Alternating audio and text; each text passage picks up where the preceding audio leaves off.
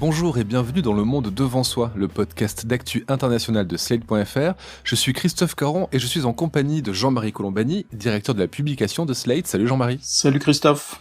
Et d'Alain Frachon, éditorialiste au Monde et spécialiste des questions internationales. Salut Alain. Bonjour Christophe. Comme si la crise sanitaire et la crise économique qui en découle ne suffisaient pas, c'est maintenant une crise politique qui frappe l'Italie. Matteo Renzi s'est retiré de la coalition qu'il avait rejointe en 2019, entraînant ainsi la chute du gouvernement Conte II. Giuseppe Conte, c'est le président du Conseil italien depuis le printemps 2018, d'abord avec le soutien des antisystèmes du mouvement 5 étoiles et de la Liga, ex-Ligue du Nord. Ça, c'était pour le gouvernement Conte I. Et puis, à l'été 2019, Matteo Salvini quitte la coalition et il est remplacé par Matteo Renzi, alors au Parti démocrate. Bref, cette fois, c'est Renzi qui est parti pour protester contre la répartition du fonds de soutien accordé à Rome par Bruxelles, 209 milliards d'euros à répartir dans le pays pour amortir le choc de la crise. Et c'est Mario Draghi qui a été désigné par le président italien pour remplacer Conte et trouver une nouvelle majorité afin d'éviter de nouvelles élections qui pourraient porter à nouveau l'extrême droite au pouvoir comme on l'a vu il y a quelques années. Prenons les choses dans l'ordre et commençons, si vous le voulez bien messieurs, par le départ de Matteo Renzi. Qu'est-ce qui ne lui convenait plus dans la gouvernance Conte ? Ce qui ne lui convenait plus, c'est son statut personnel, sa position personnelle. Le problème de Matteo Renzi, c'est que, je ne sais pas si vous vous en souvenez, il a d'abord débuté comme jeune maire de Florence. Et puis ensuite, il est devenu patron des démocrates et président du Conseil lui-même. Et il portait l'espoir d'un grand renouvellement. Il était regardé comme une promesse de renouvellement de la vie publique en Italie. Et puis, il a vite dérivé vers une tentation de pouvoir solitaire, de pouvoir un peu personnel. Il a perdu les élections. Et à l'issue de ces élections, ce sont deux partis qui se sont arrivés en tête. C'est d'abord le mouvement 5 étoiles, qui est un mouvement au départ, un mouvement populiste, et la Ligue de Matteo Salvini, qui a glissé petit à petit vers la droite extrême. Ces deux partis ont gouverné donc ensemble et ils avaient choisi une sorte de médiateur entre eux qui était Conte pour les arbitrer en quelque sorte et tenir l'équilibre entre les deux forces. Et puis Salvini a voulu prendre le pouvoir pour lui tout seul et Conte intelligemment a changé d'alliance en provoquant cette alliance entre 5 étoiles et Parti démocrate. Et c'est cette coalition-là, cette dernière coalition que Matteo Renzi, qui est à la tête d'un tout petit parti, une sorte de petit parti charnière, a fait exploser, mais à la manière dont les Italiens se comportent dans la vie politique, parce que moi j'ai pensé aussitôt à Romano Prodi, qui était à la tête d'une coalition de gauche, qui était un très bon chef de gouvernement, et qui a dû quitter le gouvernement parce que le parti de sa coalition, le Parti démocrate de l'époque, dirigé par D'Alema, qui était l'ancien chef du Parti communiste italien, avait décidé que le temps de Prodi était terminé, que c'était à lui de devenir président du Conseil. Et au bout de la route, on a eu Berlusconi. Eh bien, Matteo Renzi, c'est la même chose. À partir du moment où il n'était pas satisfait de la composition politique du gouvernement, qu'il n'y avait pas assez de place, qu'il était lui-même trop minoré, il a fait éclater la coalition. Donc il est devenu une sorte de petit politicien manœuvrier et à courte vue, avec une démagogie assez évidente qui est à l'envers des promesses qu'il portait lorsqu'il était devenu président du Conseil. On peut s'interroger quand même sur l'opportunité de quitter une coalition comme ça, à un moment qui est quand même assez critique pour l'Italie, entre, je le disais, une crise économique assez importante et une crise sanitaire qui frappe toujours le pays. Lui, il explique son départ par une protestation contre la manière dont le gouvernement Conte comptait justement ventiler les 209 milliards d'euros promis par l'Europe en Italie. C'est bien ça, lui, qu'il avance officiellement. Oui, c'est le motif qu'il avance officiellement, et c'est vrai que l'enjeu des 200 milliards, et un peu plus de 200 milliards qui sont devant l'Italie, c'est un enjeu majeur parce que c'est en effet une bouée de sauvetage extraordinaire. Ça a d'ailleurs réconcilié la plupart des Italiens avec l'Union européenne parce que on voit bien que le salut de l'Italie passe aujourd'hui par l'Europe et par ce plan de relance. Après, dans les arbitrages, je pense qu'il y avait surtout que Matteo Renzi voulait que Conte dégage. Point final. Et donc il avait cherché à se rapprocher à la fois du centre droit, et il soutient actuellement évidemment la tentative de Mattarella de passer par Mario Draghi, en disant mais je ne serai pas candidat à un poste au gouvernement parce que si j'étais au gouvernement, évidemment on trouverait que j'ai agi uniquement par intérêt personnel, donc moi c'est l'intérêt général, etc. Sauf que pour le moment il restera comme l'homme qui en effet au pire moment de la vie politique et économique italienne, a choisi de basculer dans la crise. Alors maintenant, on peut considérer que d'un mal, qui est cette crise, qui s'ajoute en effet à la crise économique, à la crise sociale, à la crise sanitaire, sortira un bien, parce que on voit clairement que Mario Draghi est le seul qui puisse aujourd'hui réconcilier suffisamment d'Italiens et conduire l'Italie vers le mieux, parce que c'est le pays qui a le plus reculé en termes de produit intérieur. 90 000 morts à ce stade de l'épidémie de virus. La situation en termes de vie sociale est aussi extrêmement grave, parce que la précarité a grandi, la pauvreté s'est considérablement augmentée. La question du sud de l'Italie est toujours posée, et cerise sur le gâteau, si j'ose dire, pendant que la crise sanitaire se déploie, que d'un certain nombre de commerçants, de restaurateurs notamment, sont en difficulté, arrive la mafia qui vient rassurer, aider, protéger, et qui est en train de remarquer des points assez sensibles dans la vie économique du pays. Donc espérons pour l'Italie que Mario Draghi s'en sortira. Avant d'en venir à Mario Draghi, juste une dernière question sur Renzi. On l'a dit, il n'est plus au Parti démocrate. Vous avez rappelé qu'il était à la tête d'un petit mouvement. Ce petit mouvement, c'est Viva Italia, et il pèse approximativement 2% dans le corps électoral italien. Comment expliquez-vous qu'un si petit mouvement peut avoir un tel pouvoir de nuisance ? C'est la logique de la 4e République en France. Les partis charnières faisaient et défaisaient les gouvernements. Donc, et d'ailleurs, vous regardez la durée des gouvernements italiens. Voilà 3 ans que les élections ont eu lieu, 2018, avec le 5 étoiles qui était arrivé en tête, et en 3 ans, on en sera au 3e gouvernement.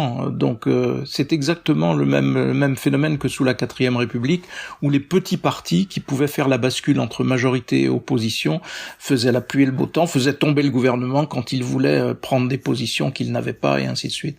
Et pour compléter votre chiffre, j'ajouterai qu'il y a eu 66 gouvernements depuis l'instauration de la République italienne il y a 75 ans. Ça fait quasiment un par an. Alors c'est donc Mario Draghi, vous l'avez dit, qui a été désigné par le président italien Mattarella. Draghi, c'est un économiste, et surtout c'est l'ancien président de la Banque Centrale Européenne.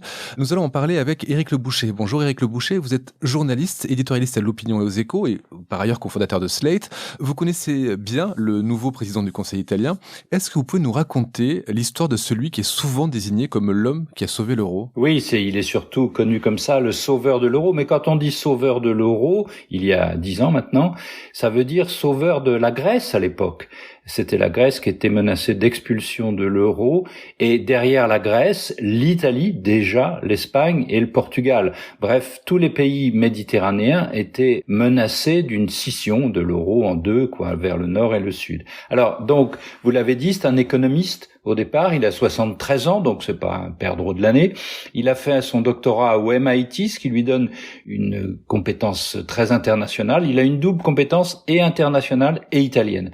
Donc il fait son doctorat au MIT aux États-Unis, il rentre à la Banque mondiale, qui est à Washington, et donc il a pendant longtemps une compétence sur les grands sujets internationaux de développement. Puis il rentre à Rome dans l'administration du Trésor, et il devient le directeur général du Trésor italien. Il perd ce poste à l'arrivée de Berlusconi en 2001. À ce moment-là, il va chez Goldman Sachs International, il en est le directeur général, ce qui lui donne un contact très intime, si je puis dire, avec les marchés financiers. Et il revient dans l'administration italienne à un beau poste, le poste de gouverneur de la Banque d'Italie en 2006. C'est donc de là qu'il va vivre le début de la crise financière en 2008 et le début de ce qu'on a appelé la crise des dettes souveraines, dont la Grèce, l'Italie, etc. C'est à ce poste donc qu'il va en permanence à Francfort, puisque l'Italie évidemment est membre de l'euro, donc il siège à la Banque centrale de Francfort, dont il devient le président en novembre 2001. Alors quelle est la situation ? La situation est très mauvaise à ce moment-là. En vérité, Jean-Claude Trichet, qui avait commencé à utiliser des armes un peu nouvelles pour défendre l'euro, se heurtait aux freins allemands. En permanence, les Allemands voulaient limiter les aides. Même le ministre des Finances, Wolfgang Schäuble, avait préféré que la Grèce quitte, ne serait-ce que provisoirement, la zone euro, etc. Bref, ça allait en fait très mal. Les marchés financiers comptaient démolir l'euro. C'était ça leur sentiment. Et quand arrive Mario Draghi, il est évidemment accueilli comme l'italien. Donc tout ce qu'il fait, c'est pour sauver l'Italie. Dans la presse allemande, on l'attaque régulièrement. Tout ça se passe assez mal. Pendant une année, sont donc très difficiles, les crises sont permanentes, jusqu'à ce qu'en juillet, le 26 juillet 2012, il a, au cours d'une conférence de presse, il décide d'une action beaucoup plus forte contre les fragilités de l'euro et contre les menaces des marchés financiers. Et il a une formule devenue absolument légendaire. Il dira: pour sauver l'euro, nous ferons whatever it takes, c'est-à-dire effectivement, quoi qu'il en coûte. Emmanuel Macron a repris cette formule, mais il a ajouté, en forme de point sur le i, il a ajouté whatever it takes, donc quoi qu'il en coûte, et croyez-moi, ça suffira. Ça a convaincu les marchés financiers, ont changé d'opinion sur l'euro. Ils ont compris que l'euro n'éclatera pas. Et donc, la conviction des marchés financiers s'est faite à ce moment-là. Alors, quand vous dressez le portrait de Mario Draghi entre les différentes banques centrales et ses collaborations avec différentes grandes banques privées, on pourrait se dire que cette personne est une personne plutôt libérale du côté de la finance, et pourtant c'est pas vraiment le cas. D'ailleurs, on le voit quand vous parlez de la manière dont il est intervenu pour sauver l'euro. On dit de lui qu'il a une approche keynésienne de l'économie. C'est le cas? Il a une approche, disons, anglo-saxonne quand même, puisque en gros c'est Alan Greenspan aux États-Unis qui avait lâché les cordons de la bourse de la politique monétaire. C'était le premier, puis c'est suivi un peu partout dans tous les pays, en Australie, etc., et en Angleterre. Et la Banque centrale européenne tentait de suivre, mais elle faisait petitement à cause du frein allemand. Donc Mario Draghi a fait sauter le frein allemand. Et d'ailleurs, il s'est fait attaquer en justice, et la Cour constitutionnelle allemande ne jugera qu'en 2018, c'est-à-dire 6 ans plus tard, que oui, eh bien l'action de Draghi était légale, et donc on pouvait le faire. Mais je ne sais pas si c'est keynésien, parce que tous les pays, si vous voulez, sont devenus keynésiens aujourd'hui. Même en Allemagne, aujourd'hui, il y a un débat sur la rigueur budgétaire, et même donc là, dans le temple, si vous voulez. Donc, alors, il est, certes, c'est plutôt de sa connaissance internationale. Il faut en retenir surtout une connaissance de comment fonctionnent les marchés financiers. C'est un homme qui sait parler au marché. Voilà. C'est Draghi, et ce sera très important, évidemment, pour le sauvetage de l'Italie, je pense, sur la mise en place du plan, bien sûr, mais aussi d'éviter que les taux italiens remontent plus vite et donc le plan de relance puisse faire toute son action. Donc je ne sais pas si c'est vraiment un keynésien, parce que les keynésiens, c'est plutôt sur la politique budgétaire que la politique monétaire. Mais enfin, si vous voulez, oui, vous avez raison. C'est un homme qui était le premier, il y a 10 ans, en Europe, à appuyer carrément à fond sur l'accélérateur de la politique monétaire la plus expansive. Et aujourd'hui, il a écrit il y a 1 an dans le Financial Times un long papier pour dire que la politique budgétaire devait effectivement prendre le relais de la politique monétaire, et elle aussi appuyer à fond sur l'accélérateur. Alain, une fois qu'il sera devenu président du Conseil italien, Mario Draghi siégera au Conseil européen avec ses homologues. Comment il est perçu par le reste des dirigeants européens, Mario Draghi? C'est l'arrivée dans le Conseil européen d'un immense Européen, ce qui lui donne un poids spécifique. Ce n'est pas seulement dans les conversations avec les autres premiers ministres et présidents, ce n'est pas seulement le chef de l'exécutif italien, le patron de l'Italie, c'est-à-dire, je pense, la 3e économie de l'Union européenne. C'est aussi l'homme qui a, d'une certaine façon, sauvé l'Europe, comme vient de l'expliquer Eric, parce qu'il a sauvé la zone euro. Et si la zone euro avait éclaté en deux, ou carrément avec des pays sortant de la zone euro, eh bien, c'eût été, je crois, un coup fatal pour l'Union européenne. Et donc on sort un peu de ce face-à-face quasi structurel, d'autant que les Britanniques sont partis, de ce face-à-face quasi structurel à Bruxelles, en Europe, entre le président français et la chancelière ou le chancelier allemand. Arrive un 3e homme qui pèse par son aura, par son crédit, par son expérience, par ce qu'il a apporté à l'Europe, qui pèse autant que le français ou l'allemand, d'une certaine manière, et que tout le monde va écouter en lui prêtant un crédit particulier. je pense que ça peut changer un peu la nature et la conversation à l'intérieur du Conseil européen. Alors dans quel sens? Il faut le dire, Eric l'a expliqué, dans un sens qui est plutôt favorable aux Français. Dans la mesure où Draghi, pas seulement dans l'article qu'il a écrit il y a un petit peu moins d'un an dans le Financial Times, Draghi, même lorsqu'il était encore à Francfort et qu'il pratiquait cette politique monétaire expansionniste, disait « Attention, les banques centrales ne peuvent pas tout faire. Certes, elles peuvent créer de la monnaie, elles peuvent faciliter la circulation de la monnaie, mais le reste, c'est au Trésor de l'accomplir. Le reste, c'est la politique budgétaire, la deuxième pédale de la politique économique conjoncturelle. Autrement dit, c'est à vous de le faire. » Et il le disait dans un sens qui, là, lui permet aussi d'être un peu plus compris par les Allemands. C'est-à-dire, il disait... La politique budgétaire, il y a deux types de dépenses budgétaires. Si vous faites des dépenses budgétaires pour couvrir vos frais de fonctionnement, c'est un désastre. C'est de la dette qui pèse sur les générations futures au lieu d'aider les générations futures. En revanche, si vous consacrez l'essentiel de vos emprunts budgétaires, de vos dépenses budgétaires, à des dépenses d'infrastructure, et il citait toujours dans cet ordre-là l'éducation, la recherche, le développement et ensuite l'investissement industriel s'il le faut. Et donc, voyez, c'est un homme qui est capable de parler aux Allemands, qui est capable de parler aux Français, qui sort un peu le Conseil de ce face-à-face chancelier-président français et qui est écouté avec un poids politique ou un crédit intellectuel, moral, politique, tout ce que vous voulez, aussi fort, sinon plus fort que tout le monde autour de la table du Conseil. Jean-Marie Alain vient de nous exposer donc la capacité de Draghi à parler à tous les Européens. J'aimerais bien qu'on retourne en Italie. Et est-ce qu'il a cette même capacité de parler à tous les Italiens? On a vu que Renzi était d'accord avec ce choix du président italien, mais comment ça se passe au niveau des autres composantes de la vie politique italienne? Je pense au mouvement 5 étoiles, je pense à Salvini, je pense au Parti démocrate. Est-ce que là aussi, il fait cette unanimité qu'il fait en Europe? L'unanimité, non, parce que l'Italie est l'Italie et que les consultations viennent à peine de commencer, mais c'est ce qui se dessine vraisemblablement, c'est une majorité assez large, même si les mouvements sont divisés. Par exemple, le mouvement 5 étoiles, qui reste aujourd'hui le premier parti et qui a gagné donc les élections de 2018, est divisé. Les leaders historiques, notamment Di Maio et Beppe Grillo, semblent donner leur feu vert, et une autre partie du mouvement 5 étoiles considère que Mario Draghi est un petit peu l'archétype de l'élite, cette élite que le mouvement 5 étoiles avait décidé de combattre et c'est contre laquelle, et d'ailleurs ce mouvement 5 étoiles a prospéré.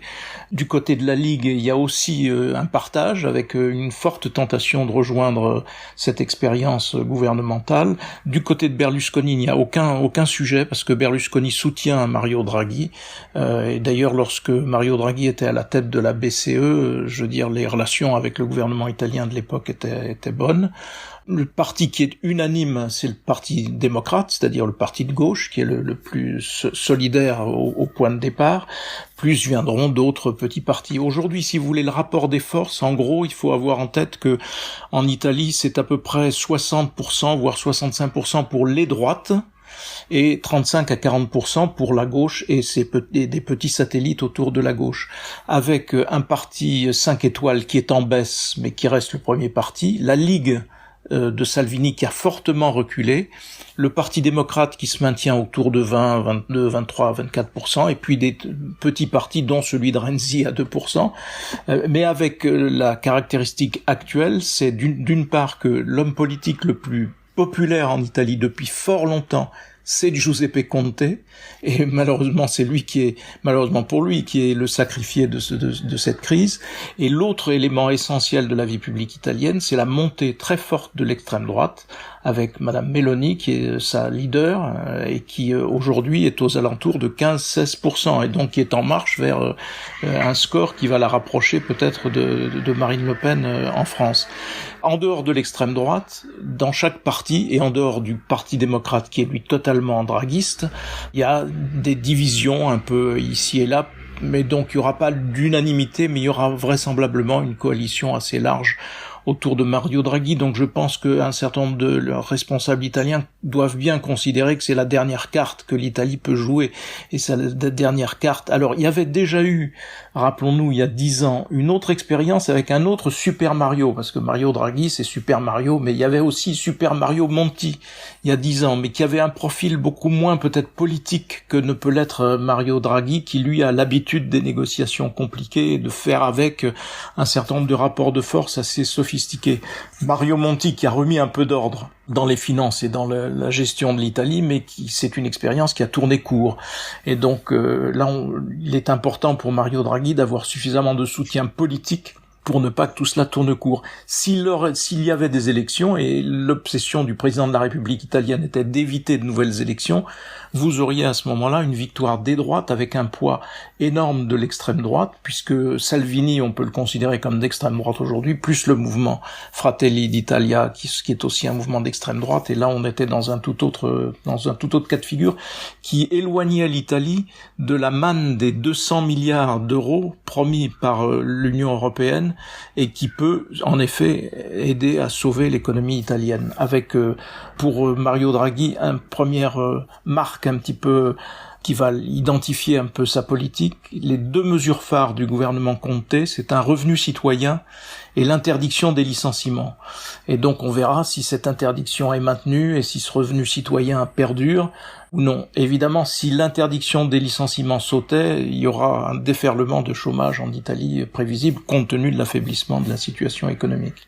Oui, parce qu'en effet, si ces 209 milliards ont été provisionnés par l'Europe pour l'Italie, ils n'ont pas encore été distribués parce qu'il faut que l'Italie présente un schéma d'utilisation qui soit validé par l'Europe. C'est ça, Alain? C'est ça. Et ces 209 milliards d'euros, pour vous donner une idée, c'est à peu près 10% du PIB italien, du produit intérieur brut italien. Donc c'est énorme, effectivement. D'autant que je crois que Mario Draghi est prêt aussi, et là c'était présenté comme une question politique, est prêt aussi à solliciter l'intervention du mécanisme européen de stabilité, ce qui ajouterait 37 milliards. Là, ce sont des prêts très conditionnels, avec des conditions débattues avec l'Europe, et c'est ça dont ne voulait pas une partie des Italiens. Pas question qu'on se soumette à un diktat européen. Ça ajouterait 37 milliards aux 209 milliards. Les 209 milliards comportant des subventions et des prêts. C'est un mélange, ce n'est pas que des prêts.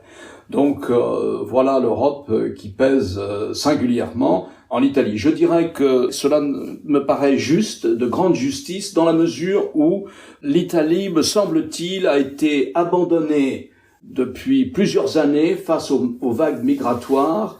Elle était seule face aux vagues migratoires qui arrivaient par la Méditerranée. Elle a été abandonnée par l'Union européenne.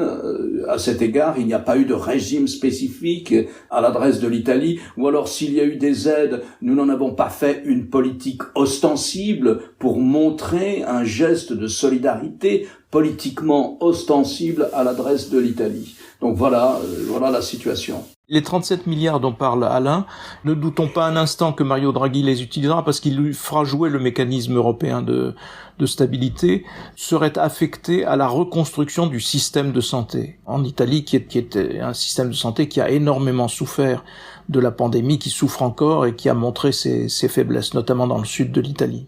Pour finir, une question au droit constitutionnel, Jean-Marie. Je l'ai dit tout à l'heure, on a eu 66 gouvernements en Italie en 75 ans. Quel est le sentiment des Italiens à propos justement de cette instabilité? Est-ce qu'il n'y a personne qui propose une réforme constitutionnelle ou le passage à une autre république pour éviter cette instabilité qui, j'ai l'impression, perturbe très très régulièrement le jeu politique italien? Oui, en effet, les Italiens ont pensé en sortir. Il y a eu des périodes de stabilité, notamment il y a eu un gouvernement Berlusconi qui a duré 5 ans, qui n'a pas été affecté par ces remous. Il y a aussi à période régulière des discussions sur l'éventuelle présidentialisation du système. Celui qui est allé le plus loin dans cette ambition, c'est Matteo Renzi, qui voulait évoluer vers un régime plutôt présidentiel et à son bénéfice, mais il a été désavoué par les Italiens. Donc et il y a en permanence des propositions de réforme du système électoral parce que il est aujourd'hui très compliqué. Il faut avoir en tête que la Chambre des représentants et le Sénat pèsent d'un même poids, et ce pourquoi Conte a eu des problèmes, c'est qu'il n'avait plus la majorité absolue au Sénat puisque les sénateurs Renzi s'était retiré de la majorité. Mais je ne pense pas que ce sera l'urgence pour le gouvernement de Draghi, parce que l'urgence elle est économique, sociale et sanitaire, et donc c'est un sujet qui, à mon avis, restera une sorte de serpent de mer. Je pense que la meilleure comparaison, c'est encore une fois avec la 4e République française. Et la première urgence, surtout pour Draghi, est de trouver une majorité pour commencer à gouverner. Merci Éric Le Boucher pour votre portrait de Mario Draghi. Je rappelle qu'on peut vous lire dans l'Opinion et dans les Échos. Merci Jean-Marie. Je rappelle pour votre part qu'on vous retrouve chaque jeudi sur France 24 dans l'émission Politique. Et Alain, vous aussi, on retrouve le jeudi, mais dans le monde. Et d'ailleurs, quelle est votre dernière chronique, Alain ? Elle porte sur la reprise d'une conversation entre les États-Unis et l'Iran sur la question du programme nucléaire iranien. C'est à lire dans Le Monde. Donc merci messieurs et on se retrouve la semaine prochaine pour un nouvel épisode du Monde devant soi. Vous venez d'écouter Le Monde devant soi, un podcast Slate.fr à retrouver tous les samedis matins sur Slate.fr ou sur votre application de podcast préférée. Si vous avez aimé, n'hésitez pas à vous y abonner et à nous mettre 5 étoiles.